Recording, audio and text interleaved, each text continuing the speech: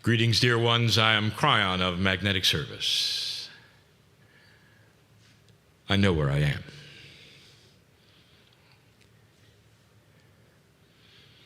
There are some things that are sacred, some more than not.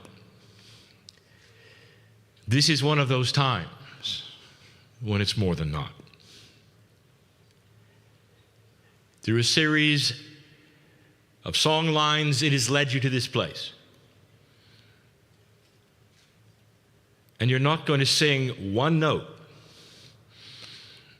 until there is an understanding, a true revelation of where you sit. The ancestors may have given their permission for you to do this, but I say to you that I want you to give permission through your respect of what you're doing. I tell a story in order to give you a perspective you may not have. No matter how long you have been in this land,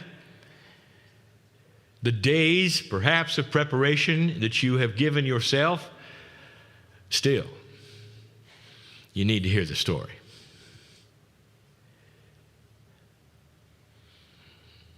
It was a long time ago. I want you to suspend all time and come with me and meet a woman. Her name is Amishal. Now, my partner does not say that correctly, for he cannot. But the intent is there. And she is Ananu. My partner does not say that correctly, but the intent is there. And she sits making a meal for her family, and sitting next to her is her sister. She uses the traditional flat rock preparing the meal. There's always the plants, sometimes there's the meat. And this is her life. I'm not going to tell you a great deal about her, for that's going to come in another channel. What I want you to know is the time frame. She is proud, if you can use a word like that her spirit is everywhere and belongs everywhere. She is proud that her traditions and her information says that she is over 14,000 years old in her mob, in her tribe. 14,000. And she knows this not because of some calendar on the wall or even the counting of the 6 seasons. She knows it because of the stars. This is how time is measured. The pattern of the stars are consistent, and they tell the story. If you were to look around her as the breeze increases and the sun starts to set, it wouldn't look like it looks today. The plants are different. The animals are different. There's not as many insects. 14,000 years old she is, not personally, but her lineage. Something is about to happen in the stars, and she knows it, called the precession of the equinoxes. To you, dear ones, it's the next to the last one. She knows of the 26,000 years to come. The wobble of the earth is known to the elders. All that the sky reveals each night is known to the elders. And this is her life.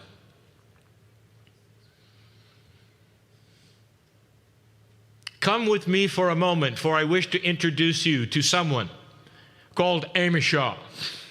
10,000 years later. 10,000 years later. It is the same rock that she prepares the meal. She knows that her tribe, her mob, is 24,000 years old. Now it's time for you to examine, perhaps, your history in comparison to where she sits. And so I ask you, if you could look around the planet, what is happening that you might recognize? And the answer is nothing. For the history that you are taught in the Western world has not begun. And as I will teach you later, indeed, there are 11 other places on the planet where something similar is happening, but not like with Amishah. For she is pure and has been for 24,000 years, where nothing has changed, where women's business is the same, and the watchers of the rock are the same, where the Spirit is the same, and the stars move in the same way. Let me introduce you to a woman named Amishah, 10,000 years later. The ancestry and the song lines speak of the age of her mob as being 34,000 years old. And she's using the same rock. The family has used it for all of those years. Indeed, things look a little different. Perhaps the plants are a little larger. But the breeze is the same, and it sings among the rocks of their purity, and the song lines are as pure. Now I want you to look at your history. Right now, as she claims a 34,000-year-old lineage, there is stirring in the Indus Valley and in the Mesopotamian area where you think the cradle of life came from, Westerner. Just stirring. The ancient Egyptians are not ancient yet. Abraham is not born yet. It all will come in the next 10,000 years. Let me introduce you to a woman named Amishah, 10,000 years later. She knows through the stars and the song lines that she is 44,000 years old. Her mob, her lineage, her purity has never changed. And in that 10,000 years, everything you know about history has taken place.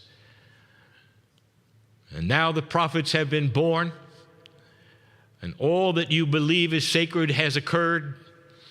All that you believe that ever was took place in the last 10,000 years of a 44,000-year lineage from Amishah. The first note you sing, I want to know where you sit. I want you to know where you sit.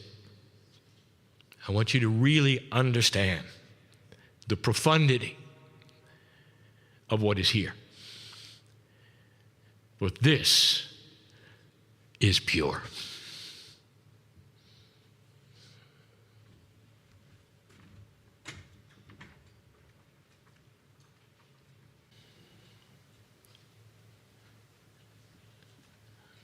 Dear ones, the entire subject of nodes and nulls started here. And when I say here, I mean with this, the choir. Under the direction of Ya'i, the nodes and the nulls of the planet were outlined, for it was his job in order to generate the tones, to open them. Some of you were there. that place in Lemuria, where the signal was sent, it would tell the cosmos that you had arrived at this precession of the equinoxes, fulfilling the prophecy of the ancients. What you did not know at that moment is that there were song lines all around the earth. Some of them were doing the same, not quite like you did. But some were silently appreciating the prophecy that you were fulfilling.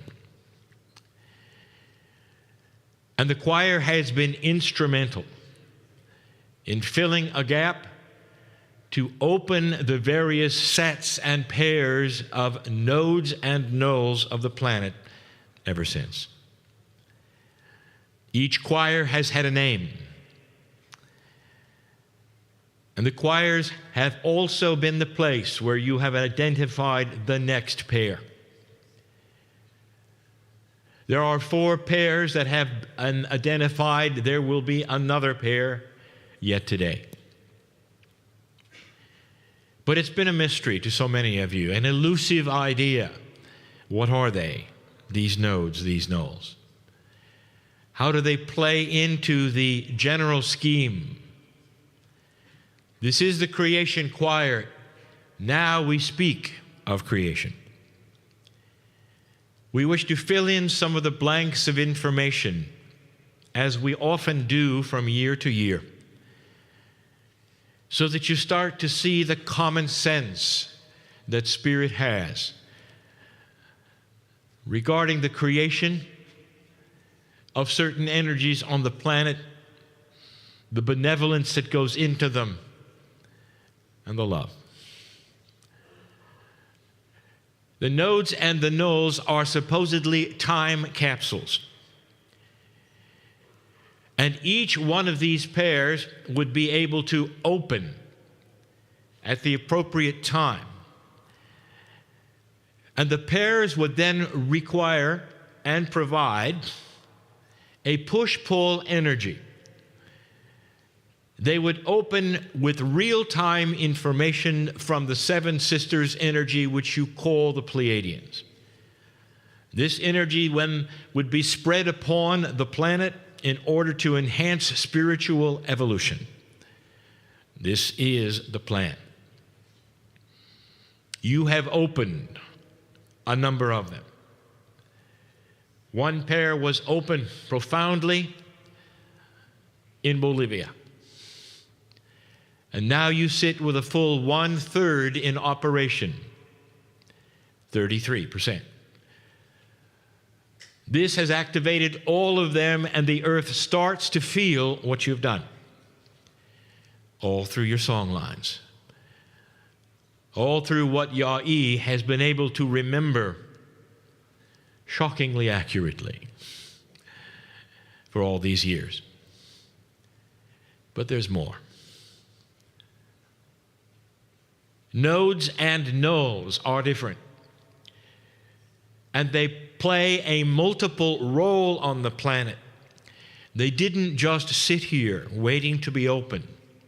For the initial purpose of the nodes of the planet, all by themselves, without nulls, the 12 nodes of this planet were the places where creation began.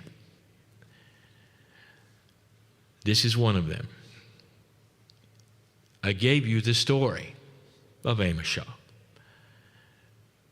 There are similar stories in 11 other places on this planet. They are listed in your books. And they all have the same kind of an attribute as opposed to a null. And the attributes of the nodes are that humans are able to get to them, to be at them easily. And if you could do some kind of research, you would find that almost every one of them was mystical to this day. That those who would live around them say that there's energy here and it's ancient beyond belief, years beyond counting.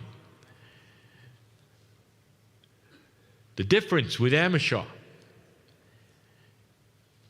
is that hers was the only node where the purity was remained and not diluted. It's special here. But dear ones, what I am saying to you is that the creation story of the seven sisters used common sense with the great central source which you call God marrying to this planet all those years ago in 12 places, not one. Therefore, there was common sense applied. Does it make sense to you that God would have gone to one particular place and told the seven sisters, this is where you to seed on the planet, only one place? Do you see how this would arise to problems? For then you would say, what were they like, this one place? Were they of color? Were they not of color? A rise in the human brain would be then biases of which God would like more. Do you see? There would be biases aplenty. No, common sense has it started in 12 areas that are so different and so remote, they would be all the colors. Indeed. All of the temperatures. Indeed.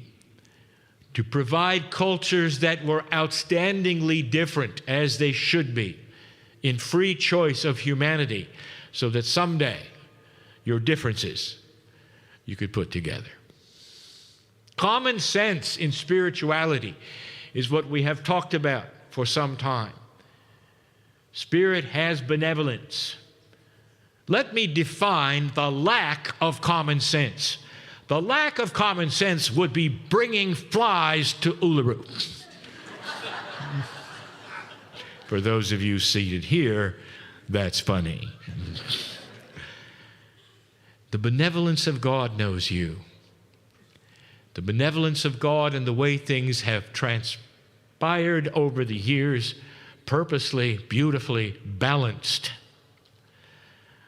The nodes have always been here and always been known. They are the creation centers of humanity. These represent the landings of the Pleiadian, who we talk about in a moment. The nulls, these come online as we identify the pairs. And now we have another system, a system of balance from the creative source. From the creation centers comes the information of the original Pleiadian homes. Push-pull.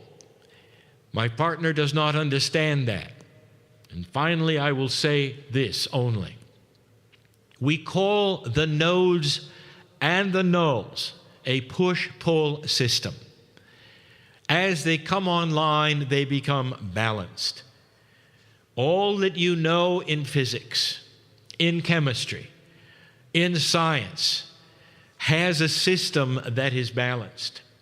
The very laws of physics require there be balance, that is to say, there be pairs. The very DNA molecule that you celebrate with your tones, they all come in pairs. There is a base 12 mathematics which is involved in all things, even consciousness. There is a push and a pull. This is the way of it in the galaxy, in your own life. It is also the way of it with nodes and nulls.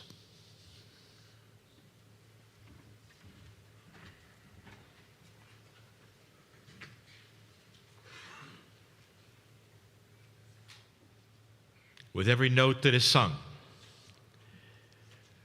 there's an acknowledgement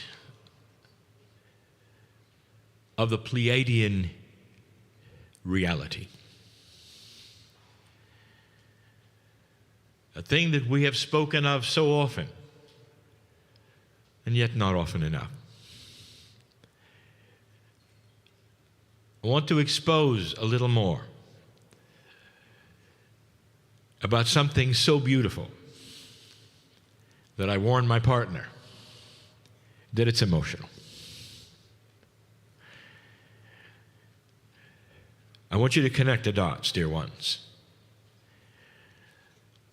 I know who's going to listen to these words apart from this room. I know there is unbelief that such a thing could be, based upon the traditions of the now that are so different than the ancients. The idea that you might have been seeded, that is to say, biologically shifted and changed by another race from somewhere else in your galaxy, is often thought to be the words of a fool. It isn't. It's a beautiful creation story shared by so many cultures that it cannot be a coincidence. Again, I invite, in all benevolence and seriousness and beauty, that the anthropologists would begin yet again to ask around to the cultures of this planet, especially around those places we call the nodes. What is your creation story? And there will be similarities in all of them. Not the identical story, but so much similarity that it points to M45. The little cluster in the sky, not the brightest one, not the most obvious one, but the one that's home. They celebrate it here in their song lines. And they know who the ones with names you cannot pronounce are. And it is the same in Lemuria. It is the same in Shasta. It is the same over and over. How could these cultures have the same kinds of stories, which even names the shapes in the sky after the mythological characters involved in the creation story itself? And they never met each other. They never knew what the others believed. And the only answer that you can come up with that is common sense is that there has to be a commonality with the Pleiadians. It is the creation story of the planet, and it's beautiful. It continues to be beautiful. And I want to make it personal. There are those who will go into prayer and meditation all over the planet, and they will see and they will feel God inside. You will connect to your higher self, and you will know of the creative source. A monotheistic earth knows about God. I want to make this personal, because the ones who planted the seeds in you know about the same God.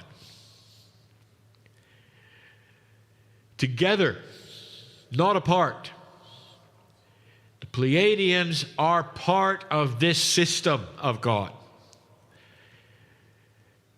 And you do not know what you do not know, so when I tell you they are an ascended race, it doesn't mean anything to you.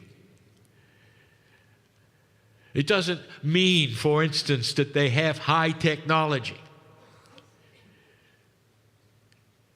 What if I told you that their highest technology was from the Creator itself?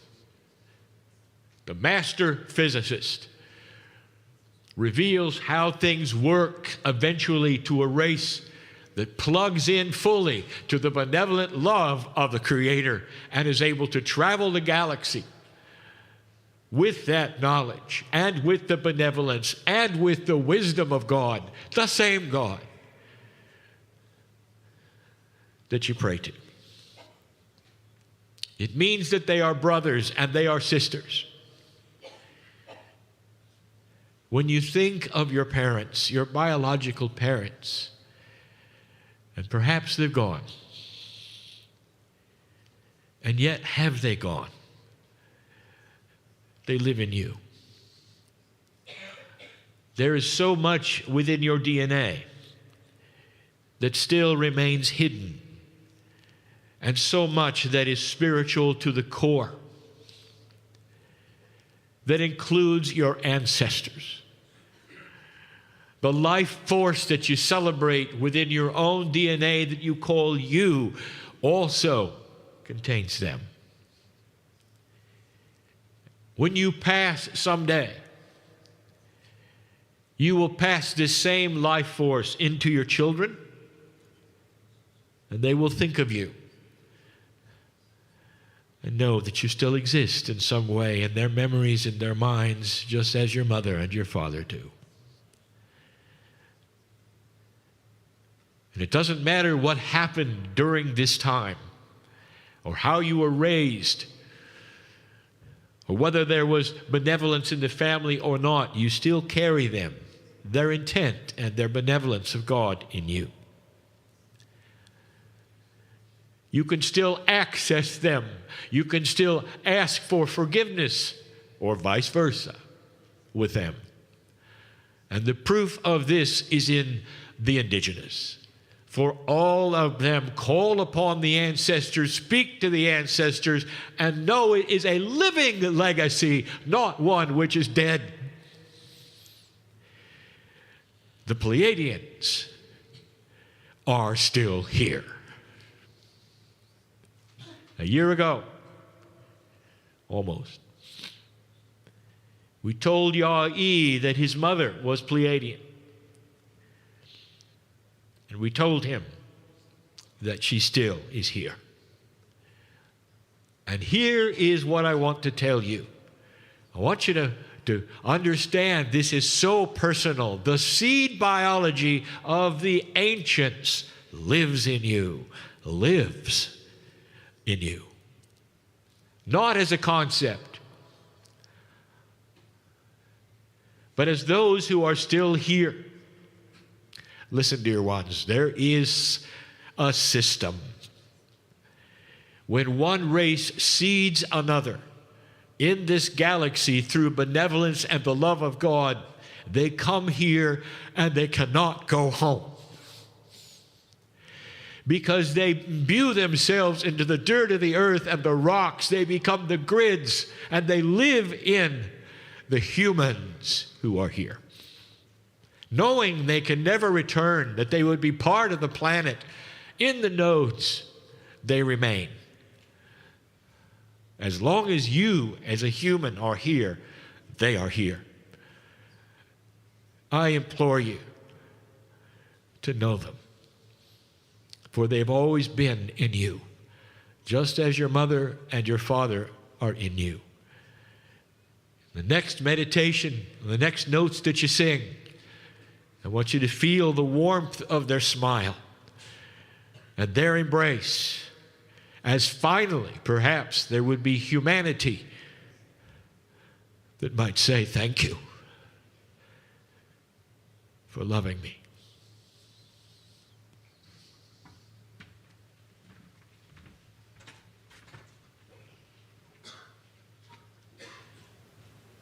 Dear ones, we are on sacred land.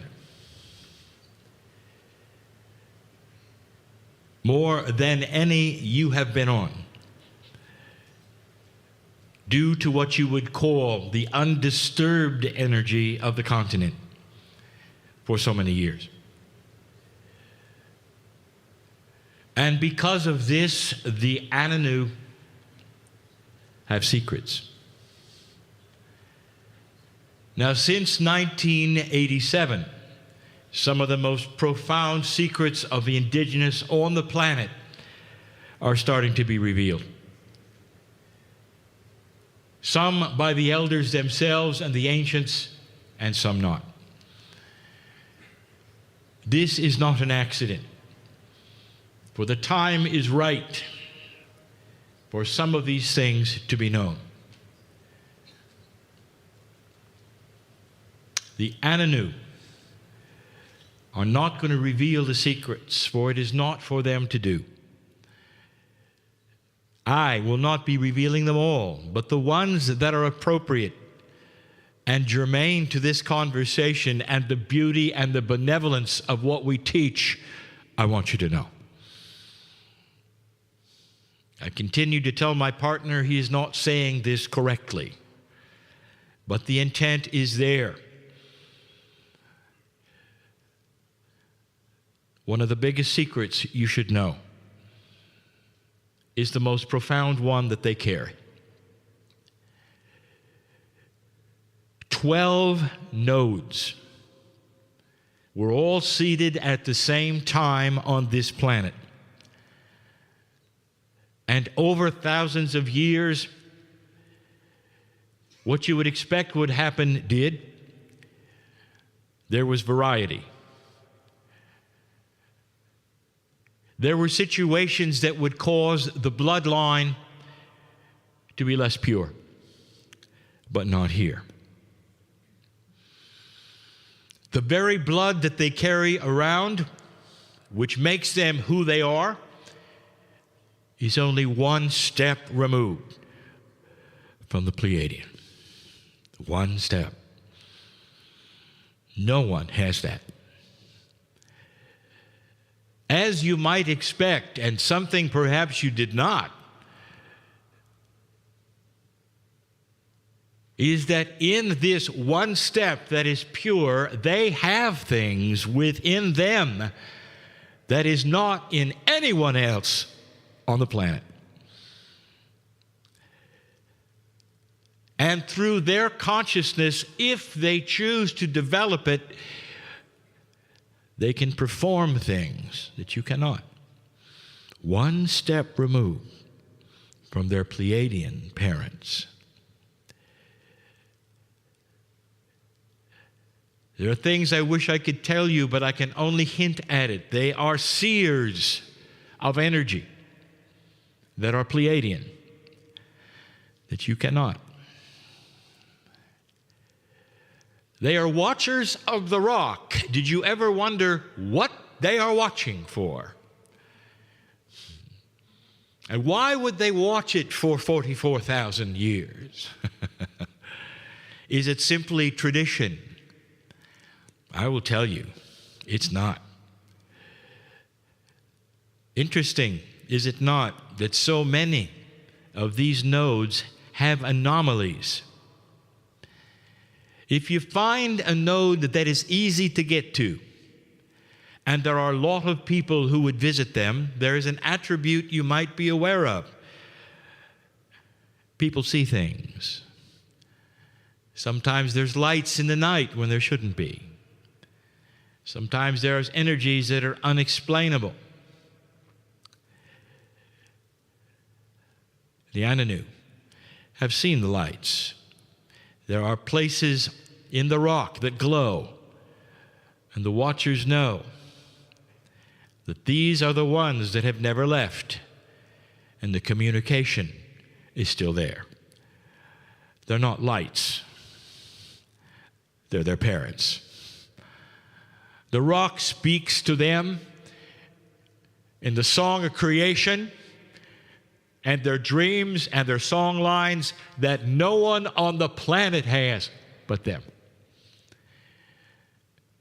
They must keep it to themselves, for to share it would be to dilute it, and they know it. And do not give away anything that is too precious. I tell you instead, why the respect should be here. And I also tell you what they know now, that the earth is changing. They have prophecies they will not tell you that would describe the second precession of the equinoxes as the time of ascension. And when they look at what has happened within their own mob in these years, It may not occur to them that this is the prophecy. There'll come a time when the song line of the Anu is only represented in the beauty of the wind and the sound between the rocks. When all that was them will be represented in the life force that is the rock. The time will come when the rock not too far from here, which you call Uluru, will be more sacred than it is today. And that regular humanity will go and they will not touch it and they will not climb it, because they will recognize within it something precious and beautiful and pure. The Anu will never leave this planet. They will become the watchers of it. They're always here in some way, in their beauty and in that which is pure. They know this. They sing about it. They are the oldest. Profound secrets they carry about their own lineage, biologically as well. If an Anu were to mate with any other kind of non-pure human, the gifts will not pass. Therefore, they represent chemically, genetically, something which is unusual and special on the planet. In other words, science can prove that they are different. They're seers of the earth. Part of the earth is their consciousness. They are not a part as you are. I want you to think about these things the next time you see one. I want you to understand the respect that is here and the beauty that is here. This is their home. The songs that you sing,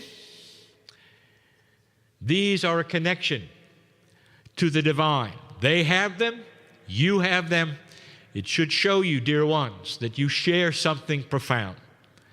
The understanding through the song lines of the beauty of the creation. This is why you're here.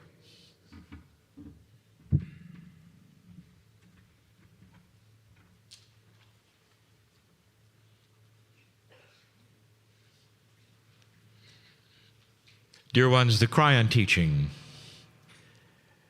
has always centered on the human, not on things around the human, but always the human. The reason Kryon is here at all is because of the intense and profound shifts at hand now. If 20 years ago we described what is happening in this room and that you would participate and be doing what you're doing, many of you would say that is not correct. It's a shift of consciousness, even of perception, maybe even allowance. Allowance that you would push past what you were taught. An allowance that would let you prove what is happening to you by breaking the barrier of your disbelief. And this is what we are asking you now. As eclectic as you might be, singing the tones against each other in the way that you have been taught, not really understanding what they do, but feeling what they do. Even that eclecticness does not compare with where it's going. I want you to have a better appreciation of who you are. Close your eyes and pretend that the sun has gone down. Tonight, perhaps you would get away from the facility and all the lights and and glance at the sky. It'll take your breath away. For it lights up, and you can even see nearby galaxies. Number of stars in your Milky Way, so great, you can only see a fraction, and yet it will take your breath away. This is the ceiling of the home of those who are pure. It's what they have every single night. So you can see that they have searched their own, I would say, lineage, and they know who they are. But I don't think you do. Tonight I would like you to stare at the stars for just a little while. And under your breath you might even ask, who am I? And it's bigger than you know. The first thing I ask you is, do you think it's possible within the myriad of the tens of thousands of stars you can see, do you think it's possible that any of them might have a solar system like yours? And the answer is, of course.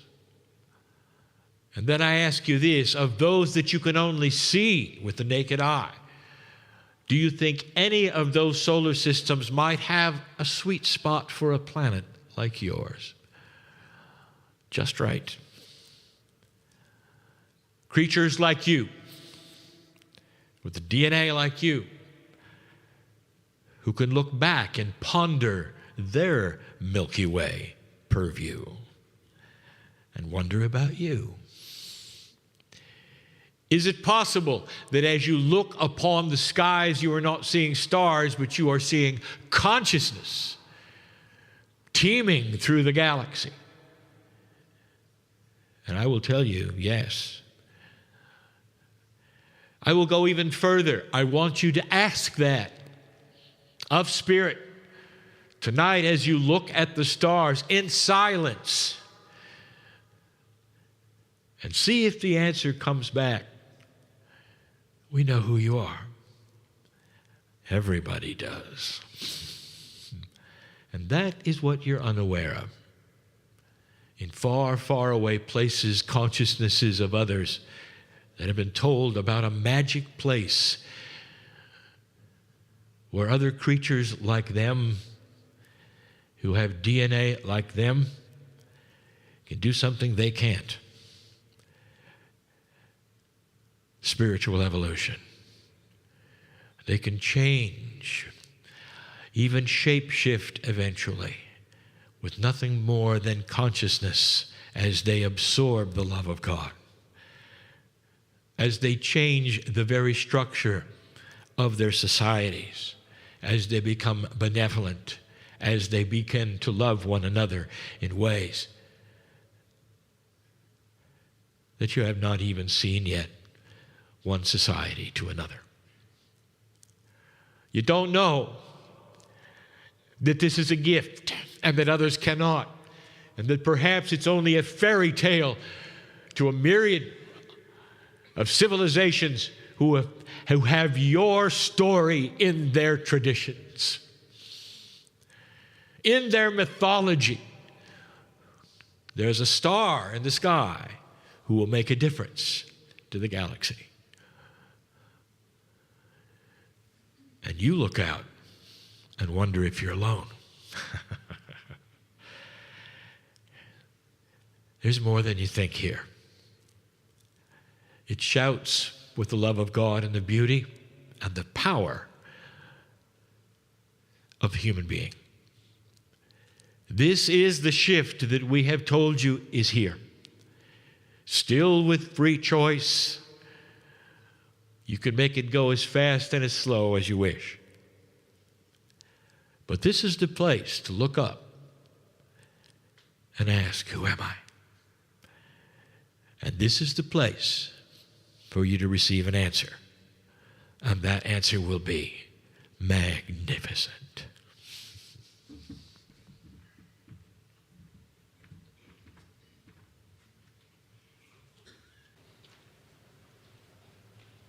Dear ones, it is a short finale. When I remind you again of where you are. And this is the place where we will then give you the matched pair for Uluru, the node and the null. But before we do, new information about nodes and nulls that we have never spoken before. This now is connecting the dots, things that make sense to an energy around you that is not static. That is to say, everything affects everything else. Let us put together a musical term and use it in physics. It is sonority. Sonority is a difficult thing to describe musically, but musically it is the difference between the relationship of notes. If you hear a major chord, it has a certain sonority. A minor has a different sonority. And so we say to you, consciousness has a different sonority. The various aspects of what you would call positive and negative work together to create a specific sonority. The reason I give you this is to tell you that all along the things that we teach are multidimensional. So you have to think out of the box of linearity. There are 12 nodes and 12 nulls.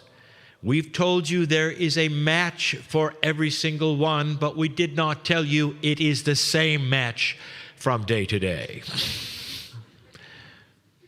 There are only 2 that are permanent and always had to go together. One is the pair which involved Maui, Hawaii, and the other was the pair that involved Lake Titicaca in Bolivia. All of the others could have gone anywhere depending upon the consciousness of the planet and when they were announced. This may not suit the linearity that you want for things that never change. Welcome to a new reality. Once they're identified, they are mated forever. But until they are identified loosely, I will tell you, they could be anywhere. Uluru has settled. You are here. There are 3 places it could have gone. The one that it settled in today makes total sense, and the sonority is beautiful. The match to Uluru is Mount Logan, Northern Territories of Canada. If you take a look at the pristineness, the beauty, and all of the things that you would have here as an opposite polarity, it is Mount Logan. The height, the majesty, the temperature. All the opposites. Go from this place, changed forever. And so it is.